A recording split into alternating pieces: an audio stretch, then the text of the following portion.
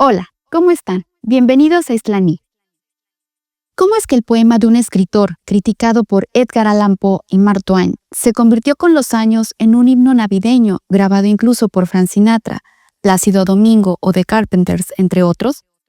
¿Cómo logró sobrevivir desde el incipiente mercado de villancicos del siglo XIX hasta colarse en el gigantesco mercado de canciones navideñas que en pleno siglo XXI genera 177 millones de dólares?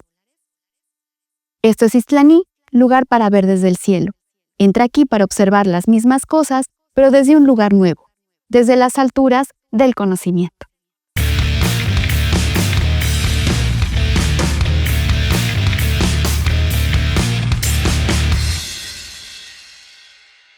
¿Pero de qué poema se trata y quién es el escritor del que hablamos? Del poema titulado Christmas Bells, traducido como Campanas Navideñas, y de su autor el poeta estadounidense Henry Wadsworth Longfellow. Escrito en 1864, narra cómo el autor, en un día de Navidad, reflexiona sobre el repicar de las campanas en las iglesias de su ciudad, para anunciar esta celebración que porta un significado de paz. Sin embargo, cavila sobre la violencia, el odio y los horrores de la guerra civil estadounidense. Sin esperanza y desolado, piensa en todas las familias que sufren. Intenta dejar un mensaje de esperanza en el futuro, donde todo mejorará gracias a la justicia de Dios. Era la Navidad de 1864 y transcurría la Guerra Civil en Estados Unidos, una de las más destructivas hasta antes de la Primera Guerra Mundial, la llamada Guerra de Secesión. Originada en 1861 con el ascenso del presidente Abraham Lincoln y sus ideales contra la esclavitud, la cual no solo era legal, sino el motor económico en 15 estados de la Unión Americana. Estos eran los llamados Estados Confederados o del Sur, quienes buscaban independizarse del gobierno federal para formar su propio país y así mantener su modelo económico basado en grandes plantaciones algodoneras que utilizaban como mano de obra a más de 4 millones de esclavos, traídos originalmente de África en los siglos XVI y XVII. Durante estos años, hasta 1864, el ejército confederado había librado cruentas y sangrientas batallas en contra de los estados del norte, los estados de la Unión. La economía era principalmente industrial en estos y se inclinaban a favor de las ideas de Lincoln.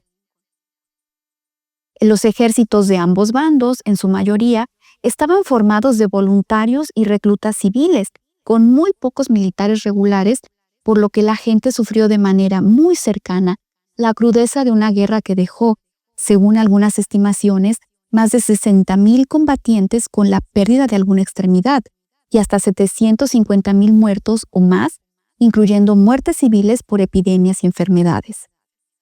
En los versos de este poema se refleja la profunda depresión que había invadido al autor. Incluso debía tomar medicamentos de la época como láudano o éter. Y aún peor que los horrores de la propia guerra, cuando apenas iniciaba esta, él atestiguó sin poder hacer nada cuando el vestido de su esposa se prendió en llamas por accidente, causándole la muerte. 2 años después, su hijo mayor, de tan solo 20 años, y alistado como voluntario en el ejército de la Unión, recibió serias heridas de bala en la espalda. El poema Campanas Navideñas se publicó por vez primera en 1865, pocos meses antes que terminara la guerra, debido a la rendición de los Estados Confederados del Sur y asesinaran al presidente Lincoln de un disparo en la cabeza. Al tiempo también que se prohibía la esclavitud en todos los estados pertenecientes a la Unión Americana. Cabe destacar que Henry Longfellow era profesor de la Universidad de Harvard y uno de los poetas mejor pagados y más reconocidos de su época, tanto en Estados Unidos como en Europa. Solían apodarlo el poeta de los niños, ya que algunas de sus obras, por sus temáticas moralizantes o por su métrica, eran sencillas de memorizar y recitar, y muy utilizadas en las escuelas. También abordaba temas domésticos, emotivos o nacionalistas con valores conservadores, muy dirigido a un público adulto de clase media y media alta, que en ese entonces tenía por costumbre reunirse en los salones, junto a las chimeneas, a escuchar poesía e historias en familia como una forma de diversión y de convivencia. por lo que a él y a otros escritores de su estilo los catalogaban como los poetas de la chimenea. Sin embargo, fue bastante criticado por famosos y aclamados escritores como Edgar Allan Poe, quienes lo señalaban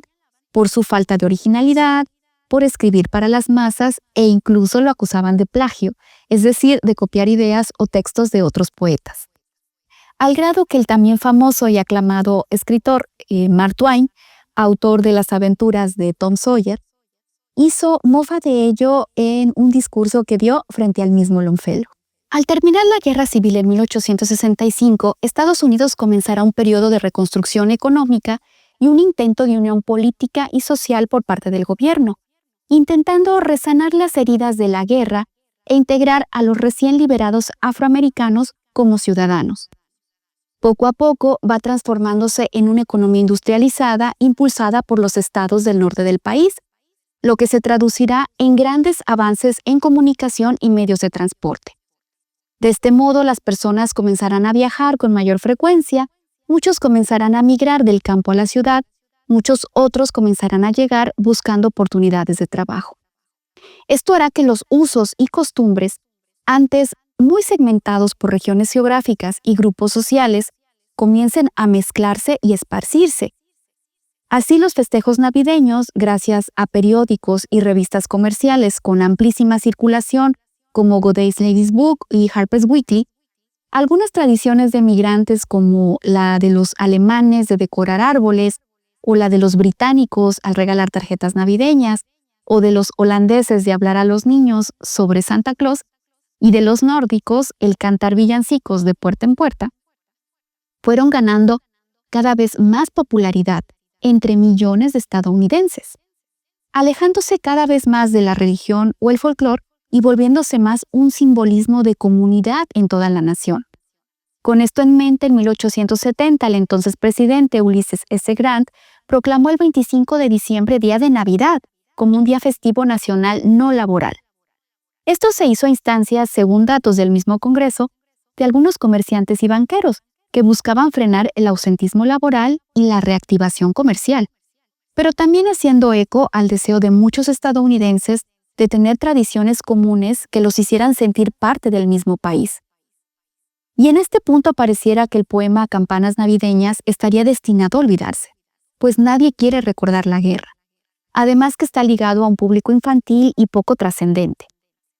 Pero será en la tradición de cantar villancicos que se volvería cada vez más popular y resurgirá y se mantendrá por décadas. Un villancico o Christmas Carol en inglés es una canción popular normalmente cantada en coro y asociada a temas religiosos cristianos de la Natividad. En Reino Unido y posteriormente en Estados Unidos, se acostumbraba a cantarlos de puerta en puerta como una forma de suerte y buenos deseos, o bien después de la cena navideña familiar alrededor del piano, o dentro de los templos o celebraciones religiosas. Ya para mediados del siglo XIX en Estados Unidos, esta actividad iba en ascenso y cada vez atraía más a gente de todas las edades, por lo que las letras incluso comenzaron a ser de temas comunes como Santa Claus o los árboles navideños, o relacionados a historias que ocurrían dentro del periodo invernal, como la famosa Jingle Bells, escrita en 1850, y que hace alusión a un paseo en trineo por la nieve. Así, para 1870 ya había todo un mercado alrededor de esta actividad, que crecía cada vez más. También gracias a las representaciones callejeras o en teatros de actores y cómicos profesionales que utilizaban música para sus representaciones. Por esto se vendían libros impresos con letras de villancicos y también partituras, para que los músicos pudieran interpretar las melodías de manera más exacta, pero también para que en las casas donde hubiera piano las pudieran tocar. Por esto, principalmente, las tiendas de instrumentos musicales o las casas editoriales de música clásica, que en ese momento era lo que más se vendía, eran las que imprimían las partituras de las canciones navideñas, consideradas un negocio secundario. Aquí es importante mencionar que a esta forma de hacer negocios a través de la creación, producción, distribución y venta de letras y partituras, y asegurando que los compositores y letristas reciban el crédito y las regalías por su creación, se le llama en inglés music publishing o edición musical. Incluso en Estados Unidos ya desde 1831 se contaba con la Ley de Derechos de Autor, donde se protegían las creaciones artísticas e incluían las composiciones musicales impresas, pues todavía no existía la música grabada. Y en ese tiempo, una composición o canción tenía éxito si vendía muchas partituras, así como posteriormente el éxito se asoció a la cantidad de discos grabados o álbumes vendidos. Por todo lo anterior, casas editoriales y muchos compositores reconocidos en su época intentaban crear piezas novedosas que fueran bien recibidas por el público, para que el mercado comenzara a solicitar las partituras impresas, realizar ventas y pagar regalías. Los compositores también solían hacer música por encargo, como fue el caso del organista inglés John Baptist Calkin, que solía componer música sacra, es decir, para ser usada por las iglesias dentro de sus ceremonias, y le solicitaron una pieza para una procesión. Él aceptó y comenzó a buscar una letra para su composición, tomando el poema de Henry Longfellow, por describir el sonido de las campanas, por su temática religiosa esperanzadora y por su letra simple y rítmica, y lo transformó a villancico.